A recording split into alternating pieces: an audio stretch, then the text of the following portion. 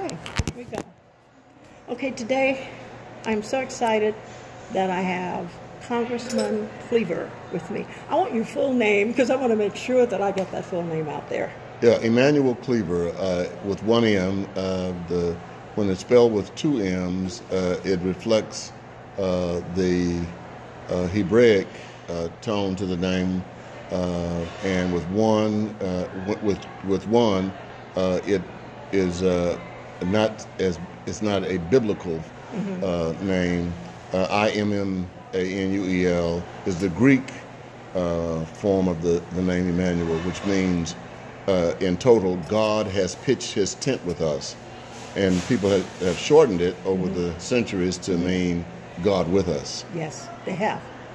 But, you know, one of the things that I want to say about you as an individual, I know that you're a man who loves God and who has a faith, and it's so important. And you've been in this exalted, what I would say exalted position where God has led you from the ministry to a larger ministry. Yes. In terms of politically how we're going to run this country.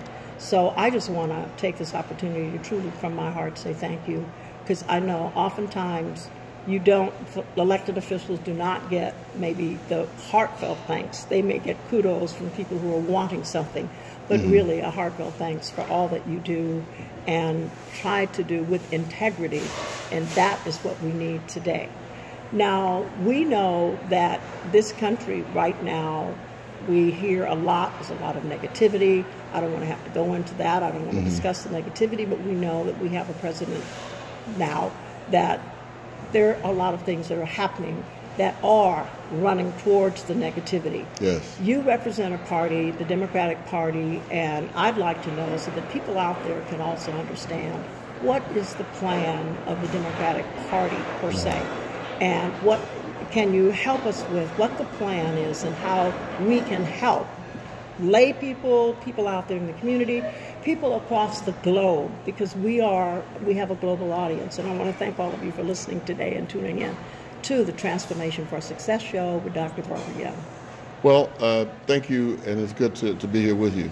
Let me first of all say that our government is in many ways far from being a pure democracy.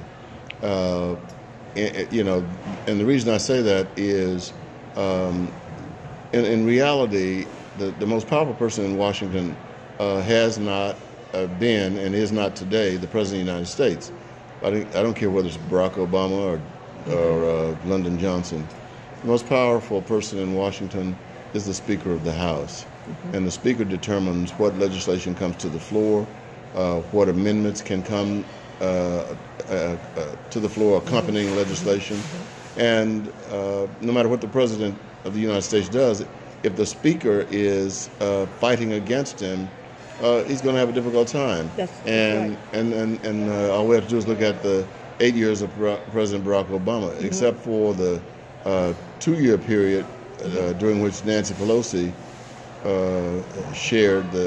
became the leader of the House. The President had no help over in the House at all. He did for 6 of those years have help coming from the Senate.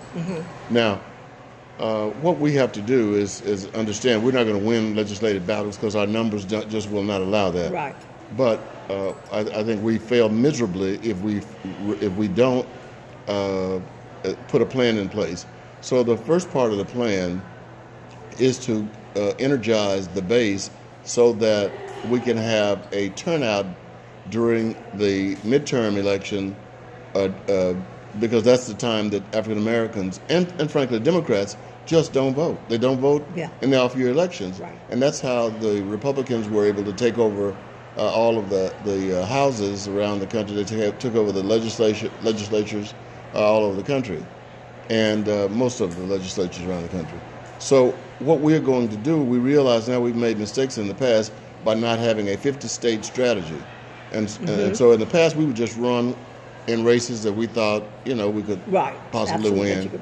But if we don't have a 50-state majority, we're not going to win in 50 states.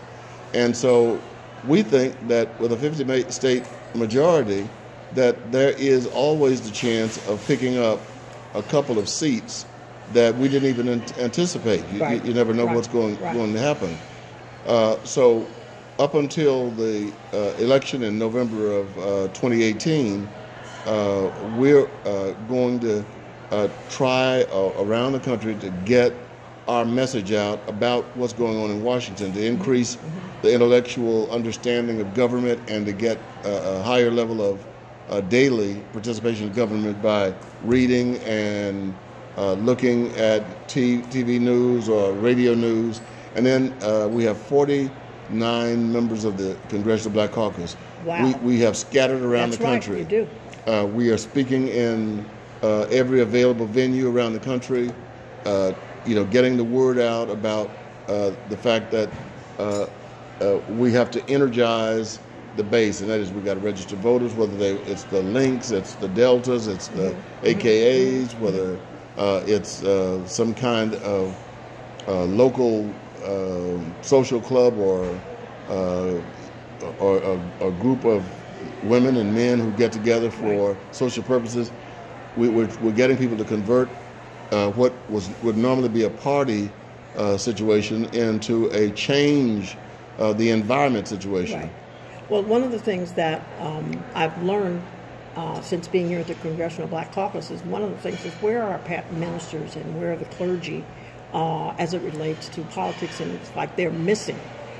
So I'm hoping that we can engage more of the churches, the clergy, because I know they represent the last bastion, so to speak, for many of the African Americans in this country. And so hopefully, I trust that the Democratic Party and people will consider, being that you're a member of the clergy, that that's one base that we really have got to get our mission accomplished with the churches, because I think the pastors can play more of a role than they have in the past. Now is the time. Now that's just Dr. Barber speaking. I'm not sure how you...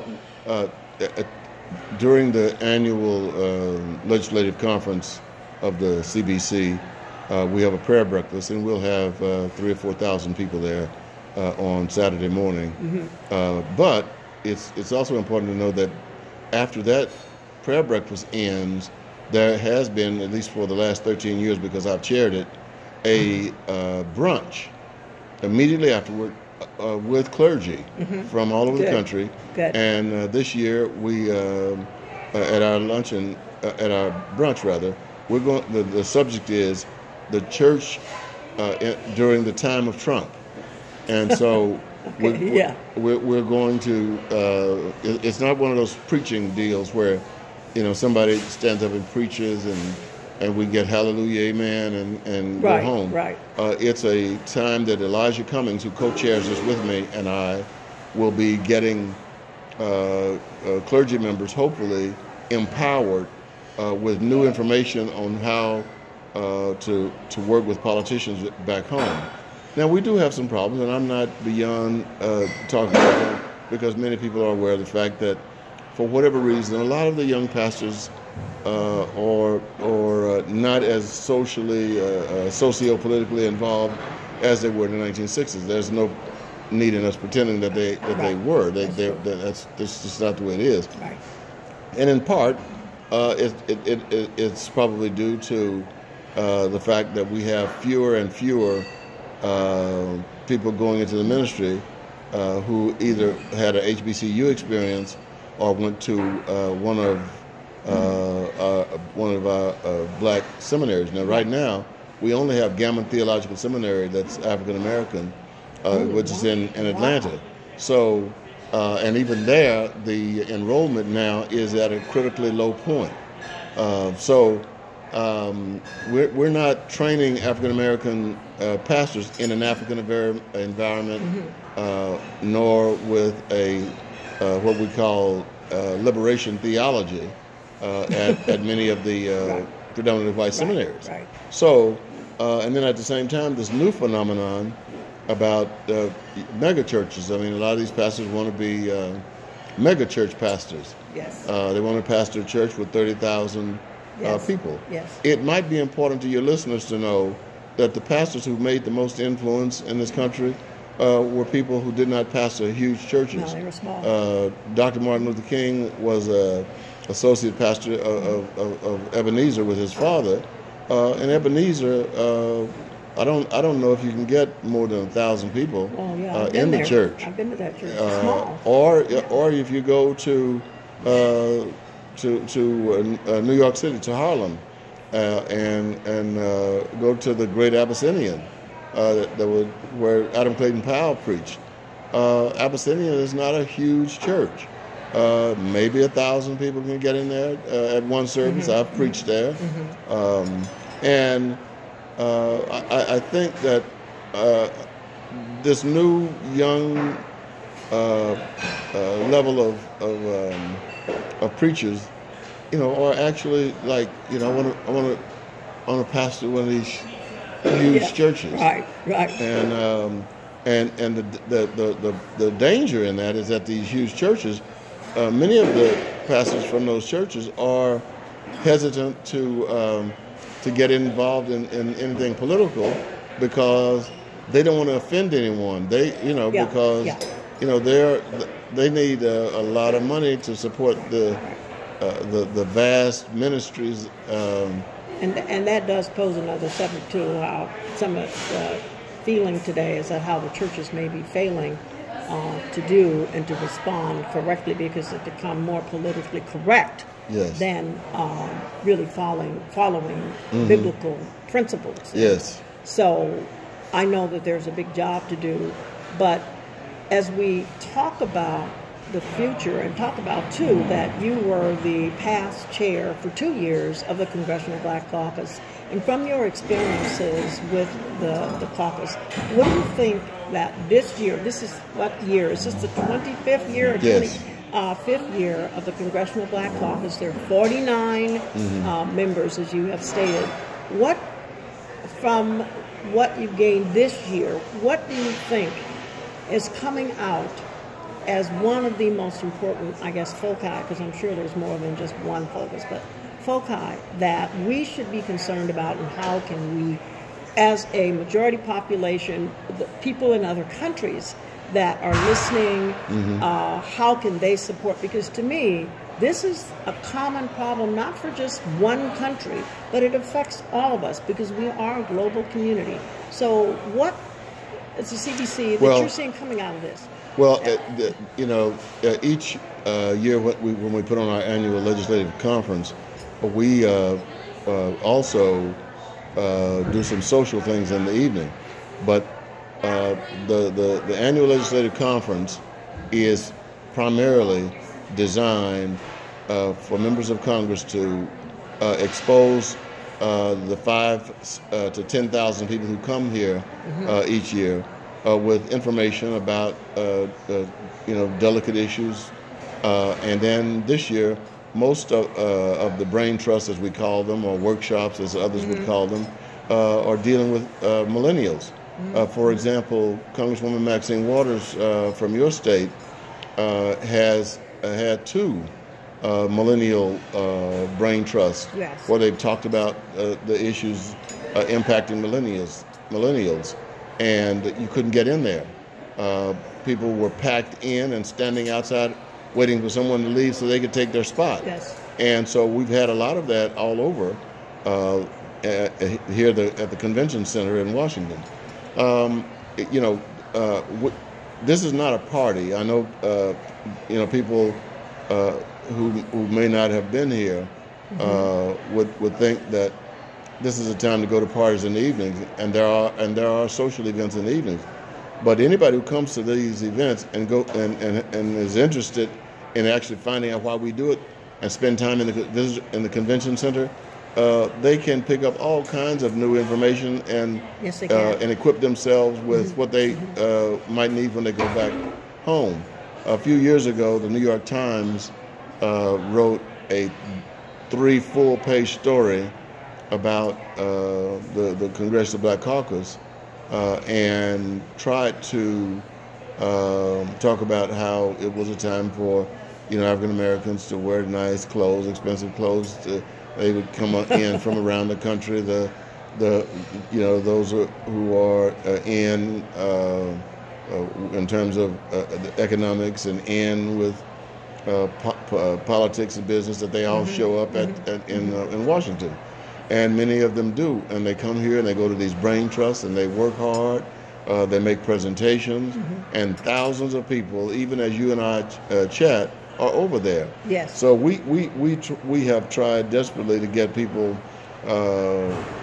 from the time I took over, which would have been 6 years ago when I was chair, to at least we do it. We say, this is the annual legislative conference, so that people understand this is not, boogie woogie time. No, this is a time to come together and to share and to learn. That's right. Yeah, and I can say that the workshops that I've attended so far, and I did attend Congresswoman Maxine Waters' workshop yesterday, and it was standing room only. Yes. In fact, they couldn't because the fire marshal would have a fit with all of those people crowded around the room. Today I missed her workshop, which was talking about hip-hop. That's right. And how much hip-hop has contributed to the economy. People not maybe realizing how much that has contributed. Absolutely. And how much of what's happening today in America, we are wearing hip-hop as a result of from the African-American community. And I think it's important to know that, this is probably the first time in the history of this republic that African-Americans have taken full advantage of the economics of African Americans, and that is, in the past, other folk have taken advantage of us, even if we came up with something.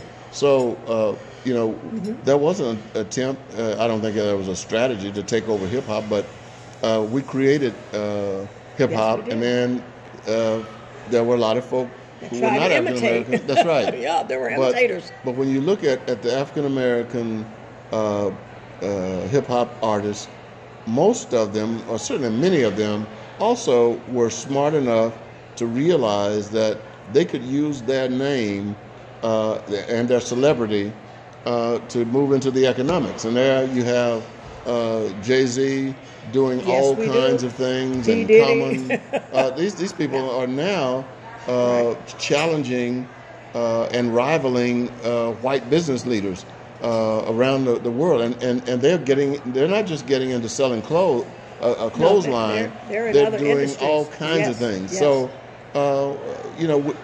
we can use them, and many of them, like Common, for example, they design their craft to deliver messages to African Americans. Right. And so I'm kind of reminds me of Harriet Tubman. Yes. Some of the messages that we had to carry during those days. I mean, I'm an R&B guy from the 70s, and so am I. Yes, but I do have an appreciation for what these hip hop artists are doing. Right. And I think it's carrying the right messages, which leads us to this whole, and we mentioned the millennials and how the party, is there a plan, more of an extensive plan that is to reach out to millennials? Is there some sort of concrete? Yes. Cedric Richmond is 38 years old. He's the chair of the Congressional Black Caucus at 38. There was a great deal of intentionality. We could have elected somebody who was 65 years old as chair, but we didn't. Like we elected an old president. Yes. No, I'm sorry. Didn't even say that. But it's the truth. But so we wanted to put people out front who were young in age, but wise in years, and we think that sends a message. But right now, it's like we're in the laboratory. We are in there pouring things, trying to figure out what works. And we haven't come up with the potion, if you will, that is going to convert millennials into activists. Now, let me just say, many of the millennial African Americans are following Bernie Sanders, and I've worked with Senator Sanders both in the House before he went to the Senate, and somewhat now. And I have a great deal of respect for him. the young people who are following him in many instances probably, are thinking, because he gives the impression that if you want health care for everybody in the country, all you have to do is demonstrate and come to Washington, and it's going to happen. And Senator Sanders, for all of his national celebrity, has not been very effective in the legislature. I mean, he's been here 30-something years. I think he's had 2 bills that have been approved. So that's not a slam at him. No, I'm just saying. Bernie's been around a long time, and people, I guess Bernie would be outspoken from what I heard, and it got to be the point of the person that speaks constantly all the time, the same thing, thing. Pretty soon he was people just sort of tuned him out. Yeah, persona non grata here in Congress. And so when he ran for president, there were 535 members of Congress. 3 of them supported him. So that goes to tell you where his credibility was. However, I think you made a good point, Congressman Cleaver, about the millennials, and I'm glad to hear you say that, because we don't know the mixture. We really don't know at this point what will really grab them. Right. I know that I'm reaching out, and even with this broadcast, to help millennials understand the process, and that it's not going to be the marches and the demonstrations that's going to affect change. It's going to take another kind of mixture of, and I know, because I think as business owners, I'm an entrepreneur, and many of them I work with, and we're all trying to figure out how do we engage them. Yes. I do know this much. What I've learned thus far with my limited research is they're very creative. They are social media experts in technology, quick-minded, but they want to find meaning. What I get from most of them in California, I'm not sure if this is around the country, but they want to have meaning. What meaning, and how am I going to be able to make that contribution where it has some meaning? Yes. So I've devised actually a grid to look at 4 areas of life that we all look at. Happiness, abundance, growth, and meaning. And I've actually used this with millennials. I'm giving one of my trade secrets away out here. But to ask them, I'm giving you 10 poker chips. I want you to place those chips on what it means to work for this company, or where would you put your poker chips? Tells me a lot. And you can actually try that with many human beings. I did it since I've been here. And it's very interesting, because it tells me then how I need to focus the program. If you want meaning and you want growth, you're the right person for my company. If you're looking for abundance and happiness, it might not be, because I won't be able to give you that $75,000 because you have a master's and you feel that's where you are. So it's really kind of an indicator, a quick cursory indicator of where people are. And some of the millennials, that's where they are. A lot of them, I find creativity and meaning. Yes, I think they are that is the generation that will save this nation. They are the last standing battalion, if you will, standing in the way of autocracy and things that no one in this country just a few years ago would have ever thought that we were dealing with. But they are there, and they're becoming more and more engaged. Unfortunately, the police shooting of unarmed black men has also pushed many of them into social activism. But there's always been somewhat of a division between, when we were talking about trying to change America. For example, my family's been deeply involved in the goings on for some time. When my cousin Eldridge Cleaver first came on the scene with many of the other Black Panthers in Oakland. And I met him. Yes, he was quite a man. Yeah, quite a man. He was extremely intelligent, but he, sometimes when people or brilliant. There's a thin line between brilliance and lunacy. I knew you were going to say that. And sometimes, yeah. Brilliant people slip over into lunacy. But, Pete O'Neill, the last Panther, is now still in exile in Tanzania, in Arusha. I've been to Tanzania.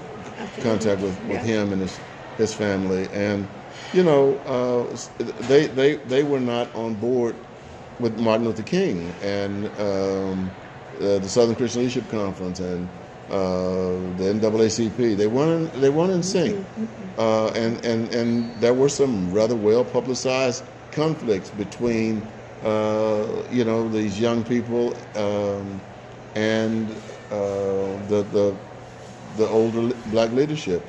John Lewis, for example, at the ripe old age of 20 years old, was ousted as the leader of SNCC overnight. It was a midnight revolt. They thought that he was too close to Martin Luther King. To the movement. And so there's always been that conflict. The difference is we can't afford it now. Back then, it was the difference was based on strategy. Today, the difference is based on survival or connected with survival. I mean, we can't afford to be divided by age. No, we can't. I have one last question. I just want to thank you so much for sharing your time and really answering these questions. Is that there have been many people who said, "Are we moving towards another party or a third party?" I'm sure you've heard some of this talk. In your best mind, do you feel that we may be moving towards a third party? No, I think we've seen the attempts in the past to do that, and they all failed. Whether it was George Wallace trying to get a third party going, Ross Perot tried, and he spent hundreds of millions of dollars of his own money. Unlike he spent hundreds of millions of dollars, and even with that, he came in a distant third. I think our country is predisposed to two parties. There has been, and there will continue to be, and history will record probably until the end of time, attempts being made to start a third party in the United States. But there is no infrastructure there. And so you've got to have an infrastructure to start a third party. And to start a third party when these two parties have been around for a century, it's going to be a little difficult. Right. So I'm not, there will be insurgencies from time to time. Ralph Nader, most of the time they'll do damage to the political left. But they'll come and go. For example, 8 years ago, everybody was talking about the Tea Party, and even members of the Tea Party won't call themselves the Tea Party now. They call themselves the Freedom Caucus in the House of Representatives. So it's going to be difficult. Yes. Now, my last question is: what do you feel in terms of the future? Your best hope, because again, your belief system. What do you feel that the future portends for this country? Well, let me do two things. One, African Americans are the make-it people of the planet. We are, and our ancestors have been the people who, no matter what, were able to survive, and not only just survive, but to excel. There is no way in the world, there's no logical reason for Barack Obama to have risen to the presidency. I mean, or me. I didn't even live in a house with indoor plumbing until I was 8, and we moved in public housing down in Texas, just outside of downtown Dallas. And so we, of all the people, must be the ones to present this country with hope. You guys have done all kinds of things to us, and still we rise. Yes, and And that is the theme of this Congressional That's Black right. Caucus, the 25th year, and still we rise. Yes. And we will in the future. And Congressman Cleaver, I can't thank you enough for taking time, because I know this has been a really hectic schedule for you. And we had one interview scheduled because you had to be on the Hill. But thank you so much. Glad to do it. And thank you for what you're doing. Thank you. I'm doing my best. And for you listeners out there, I want you to take note. I want you to give us a call or give a chat, or you can reach me at info@transformationforsuccess.com. And this is Dr. Barbara Young. I want you to stay tuned, because we'll be bringing you more information on the Congressional Black Caucus in its 25th year. And again, thank you. Thank you. God God bless you so much. That was a coffee cup I just okay. Thank you. Absolutely. And see you next Tuesday. Okay, and thank you.